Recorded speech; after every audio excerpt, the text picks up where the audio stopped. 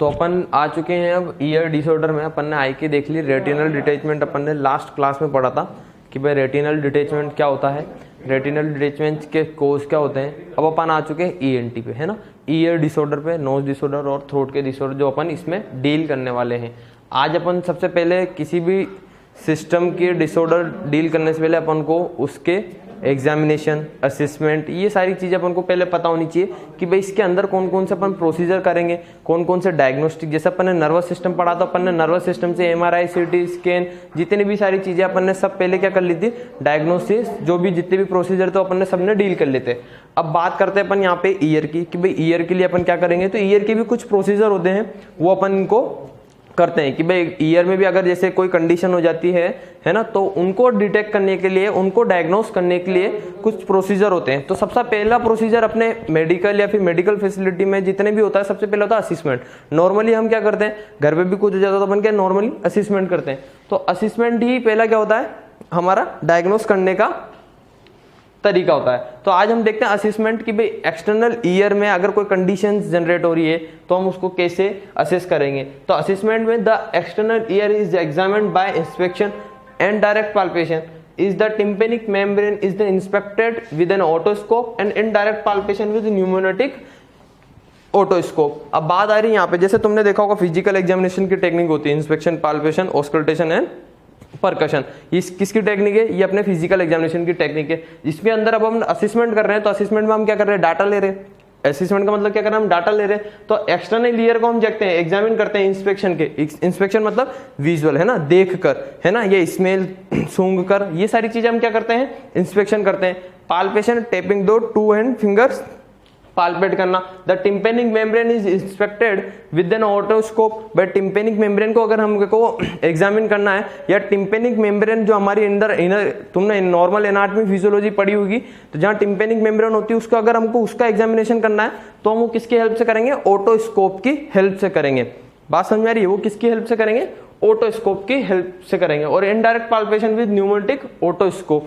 और अगर हमको इनडायरेक्ट पाल्पेशन करना है तो एक न्यूमोनेटिक ऑटोस्कोप होता है, वो हम क्या करते हैं, राइट हैंड में पकड़ते हैं, जिसके कारण जैसे अगर कोई टिम्पेनिक मेम्ब्रेन में एब्नॉर्मलिटी हो रही है तो उससे हम उसमें देख के डायरेक्ट विजुअलाइज हो जाती है हमको टिम्पेनिक मेम्ब्रेन कि भाई उसमें सुपरेशन, भाई पस तो कलेक्शन नहीं हो रहा है ना, कोई इन्फ्लामेटरी कंडीशन तो जनरेट नहीं हो रही है, टिम्पेनिक मेम्ब्रेन परफोरेटेड तो नहीं हो चुकी है। तो ये सारी चीजें हम इससे क्या करते हैं, देखते हैं।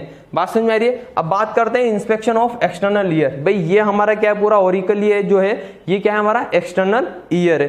तो इसको इंस्पेक्शन करने के लिए inspection of the external ear is a simple procedure. ये क्या है, नॉर्मली हम घर पे भी क्या देखते हैं, सबसे पहले कि भाई मेरे कान में दर्द हो रहा है मम्मी, तो मम्मी क्या करती है, बाहर से ऐसे देख लेती है कि भाई तेरे तो क्या हो रहा है, पस वस जम रहा है, या फिर कोई इस तरह से मवाद पड़ चुकी है, पस फॉर्मेशन हो चुका है। तो इंस्पेक्शन क्या है ऑफ एक्सटर्नल ईयर का एक सिंपल प्रोसीजर है। सबसे पहले नॉर्मली ही हम क्या करते हैं, असेसमेंट में इंस्पेक्शन करते हैं देख कर। बात समझ में आ रही है, इंस्पेक्शन मतलब देख कर या फिर कोई सूंघ कर, स्मेल कर। But is the often overlooked the auricle and surrounding tissue should be inspected for deformity, lesion. भाई और इसके लिए हम क्या कर सकते हैं, या तो कोई लीजन हो चुका हो ओरिकल में, है ना, ओरिकल की तुमने स्ट्रक्चर देखी रखी है, तो ये सारी चीजें हम क्या करते हैं, इसमें इंस्पेक्ट करते हैं। भाई यहाँ क्या होता है, टर्गस ऑफ द ईयर, जो इनमें कोई डिफिकल्टी तो नहीं आ रही है ना, या फिर कोई इन्फ्लामेशन तो नहीं हो चुका है, ये सारी चीजें हम इसमें क्या करते हैं, इंस्पेक्ट करते हैं। फॉर द डिस्चार्जेस, भाई कोई डिस्चार्जेस तो नहीं हो रहे हैं एक्सटर्नल ईयर से, इंटरनल ईयर से जो एक्सटर्नल में आ रहे हो, as well as the size, symmetry and the angle of attachment to the head. ये सारी चीजें, साइज हुई, सिमेट्री हुई, जो कोई डिस्चार्ज हुआ है ना, angle of attachment of the head, ये सारी चीजें हम क्या करते हैं, इंस्पेक्ट करते हैं। किसमें, एक्सटर्नल ईयर में। बात समझ में आ रही है। तो ये किस लिए करते हैं, वही डायग्नोस्टिक प्रोसीजर के लिए। यही सारी चीजें हम क्या देखते हैं, नॉर्मल कंडीशन में हम देखते हैं। अगर इंस्पेक्शन में हम देखते हैं कोई दूसरी कंडीशन जनरेट हो रही है, भाई कोई लीजन हो रहा हो, या कोई लग रही हो, या फिर कोई इन्फेक्शन हो रहा हो जिससे के कारण पस डिस्चार्ज हो रहा हो, है ना, तो ये सारी चीजें हम क्या करते हैं, एक्सटर्नली हम जो बाहर से देखते हैं वो क्या करते हैं, इंस्पेक्ट करते हैं। इंस्पेक्ट में और दूसरी कंडीशन भी अब हम देखेंगे।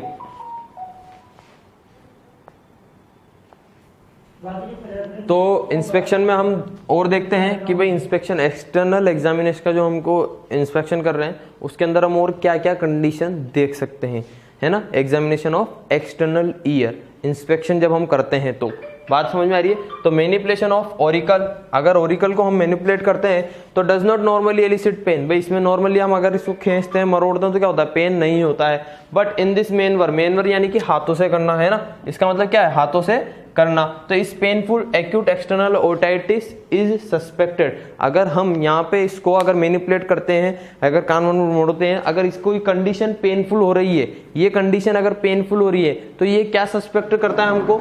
एक्यूट एक्सटर्नल ओटाइटिस हमको सस्पेक्ट करता है। ओटाइटिस जिसके पीछे आइटिस लग जाता है वो तुम्हें पता है कि वो इन्फ्लामेटरी कंडीशन वहां पे क्या हो जाती है? जनरेट हो जाती है। तो ऐसे तो नॉर्मली जब हम किसी का भी कान मरोड़ दें, कितना भी तुम इसको ओरिकल को कितना ही कुछ कर लो, ये इसमें दर्द नहीं होगा। बट इन कंडीशन ऑफ अगर इन्फ्लामेशन हो रहा है तो यहाँ पे अगर आप हाथ लगाओगे, हल्का सा छेड़ोगे, तब भी उसके क्या हो जाएगा?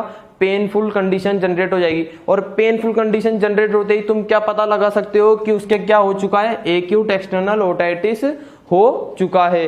बात समझ में आ रही है? फिर उसके बाद हम बात करते हैं इंस्पेक्शन में, अगर tenderness of palpation in the area of mastoid.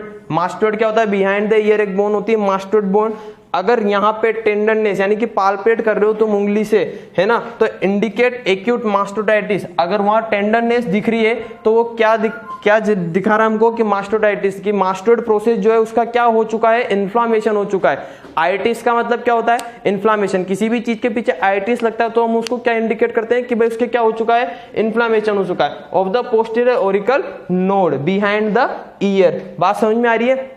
तो ये हमने क्या करा है? ये हमने जो हमारा एक्सटर्नल ईयर है इसका पूरा एग्जामिन करा है ना, बिहाइंड द ईयर। ओरिकल को हमने देख करके करा है, नॉर्मली पेनफुल नहीं होता है, बट अगर in the condition the painful condition that is the indicate for the otitis external acute external otitis, ये क्या कर रहा है? इंडिकेट कर रहा है ना। जनरली अगर हम इंस्पेक्ट करते हैं तो क्या करते हैं? टिम्पेनिक मेम्ब्रेन को, ओरिकल को हम देखते हैं। अच्छा, इसमें बात करते हैं कि अगर हमको अगर ईयर कैनाल देखनी है तो हम उसके लिए हमको क्या प्रोसीजर फॉलो करना पड़ेगा? कि भाई अगर देखो छोटा बच्चा है 3 साल से, तो हमको जो ओरिकल है ईयर बनना है तो इसको क्या करना पड़ेगा? 3 साल से छोटा है तो बैकवर्ड, है ना, बैकवर्ड करके क्या करना है? डाउनवर्ड। तो क्या करना है हमको? इसको इंस्पेक्ट करना है। जैसे हम ये करेंगे तो क्या होगा? ईयर कैनाल एकदम सीधी हो जाएगी, जिसको हमको इंस्पेक्ट करने में आसानी होएगी। बात समझ में आ रही है? ऐसे अगर बड़ों के करोगे तो क्या करोगे? Upward and backward. तो ये कंडीशन हमको बड़ों में भी देखनी है, जिसके कारण क्या होगा? ईयर कैनाल एकदम सीधी हो जाए। सीधी होते उसके अंदर जो भी कंडीशन जनरेट हो रही है, पस फॉर्मेशन हो रहा है, कोई इन्फेक्शन हो रहा है, वो चीजें तुम क्या करोगे? आसानी से देख सकोगे। बात समझ में आ रही है? तो ये क्या करा है हमने? एक्सटर्नल ईयर का इंस्पेक्शन करा है। अब देखते हैं हम कि और एग्जामिनेशन इसमें कौन कौन से होते हैं। तो मेन जिसमें एग्जामिनेशन होता है वो होता है ओटोस्कोपिक एग्जामिनेशन, जिसके कारण ओटोस्कोप की हेल्प के द्वारा हम क्या करते हैं? कंडीशन ऑफ द ईयर देखते हैं। बात समझ में आ रही है? तो थर्ड ईयर आज अपन चालू करते हैं ओटोस्कोपिक ऑफ ईयर, है ना, ओटोस्कोपिक एग्जामिनेशन की हम ईयर का जो ओटोस्कोपिक एग्जामिनेशन होता है उसमें कैसे करते हैं उसको, उसके अंदर क्या क्या डिटेक्ट करते हैं। बात समझ में आ रही है? कल अपन ने पढ़ लिया था असेसमेंट। असेसमेंट में अपन ने क्या क्या देखा था? कि भाई हमने एक तो नॉर्मल इंस्पेक्शन करा था, देख कर कि भाई उसमें अगर जैसे नॉर्मली अपन देखते हैं कि भाई स्वेलिंग आ रही है या फिर कोई इंजरी हो चुकी है, तो ये सब चीजें अपन क्या करते हैं? एक्सटर्नली असेसमेंट के द्वारा करते हैं। कोई भी हॉस्पिटल में आया तुम्हारे ईयर की इंजरी लेकर, तो तुम सबसे पहले क्या करोगे? नॉर्मली असेस करोगे उसको। नॉर्मली सामने जो वो होगा उसकी कंडीशन देखोगे कि भाई पस भी नहीं आ रहा है, पेन हो रहा है। नॉर्मली क्या होता है? ओरिकल अपना दर्द नहीं होता है, पेन नहीं करता है, पर even condition is the external ear inflammation, this are ear do pain. Ear क्या करेंगे?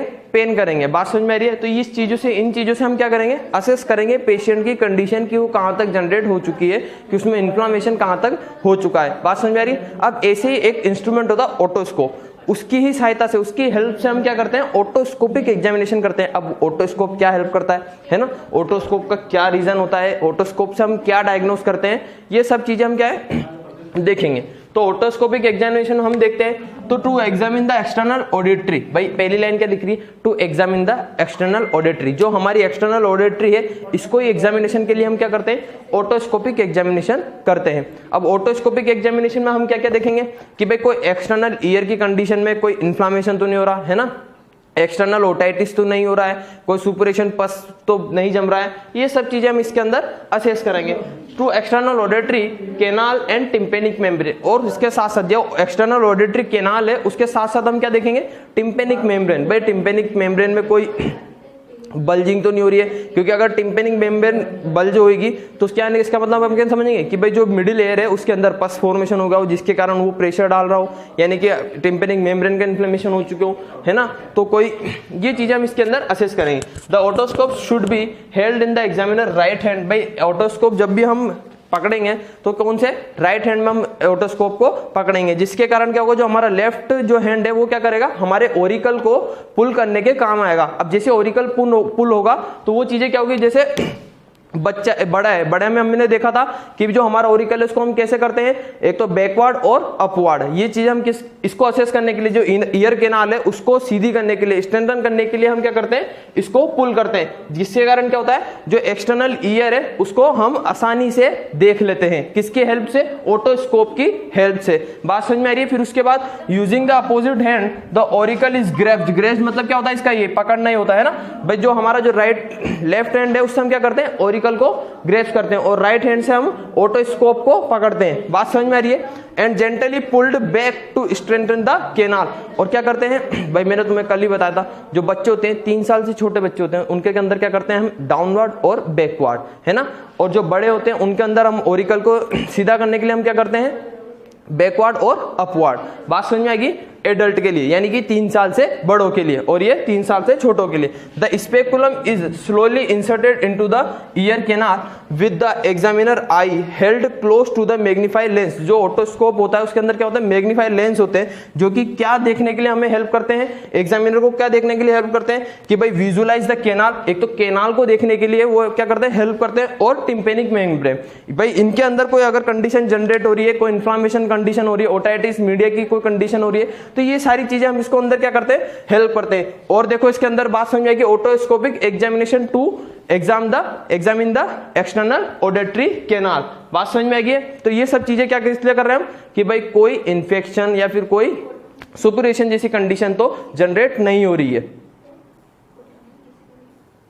तो ओटोस्कोपिक एग्जामिनेशन में अब हम क्या करेंगे, proper otoscopic examination of the external ear. इसको अगर हमको प्रॉपर एग्जामिनेशन करना है एक्सटर्नल ईयर का, ऑडिटरी कैनाल का एंड टिम्पेनिक मेम्ब्रेन का, तो हमको सबसे पहले क्या करना पड़ेगा, तो tympanic membrane require that the canal free from the large amount of the cerumen wax. भाई सेरुमन जो हमारे सीक्रेट होता रहता है, जो क्या हेल्प करता है, भाई डैमेज होने से बचाता है, इंसेक्टिसाइड जो भी अगर कोई फॉरेन बॉडी होती है उससे हमको क्या करता है, ये हेल्प करता है भाई एकदम से जो टिम्पेनिक मेम्ब्रेन है वो डैमेज ना हो। तो ये सबसे पहले क्या क्लियर होना चाहिए। ये क्लियर होगा तभी आपको आगे कोई अगर इन्फेक्शन हो रहा है, कोई पस फॉर्मेशन हो रहा है, तो आपको ईयर कैनाल जो है, ऑडिटरी कैनाल जो है वो एकदम अच्छे से विजुअलाइज होगी, है ना। इसके बाद हम बात करते हैं the examiner looks for any discharge. भाई मैंने पहले बता रखा है कि भाई जो ओटोस्कोपिक एग्जामिनेशन हम करते हैं with the help of otoscope है, तो do diagnose the any discharge, inflammation, foreign body and the external auditory canal. ये सब एक्सटर्नल ऑडिटरी कैनाल में हम क्या क्या डायग्नोस करने के लिए करते हैं इसका यूज ओटोस्कोप का,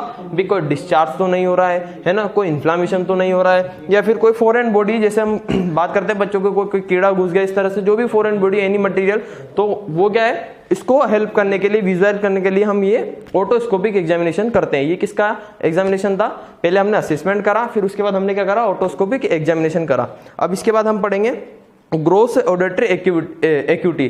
जो इसके लिए हम जो एक्यूटी सुनने के लिए जो हम यूज में लेते हैं टेस्ट। बात समझ में आ गई। तो यहां तक का जो हमारा ये था, ये ओटोस्कोपिक एग्जामिनेशन था to assess the external auditory canal condition.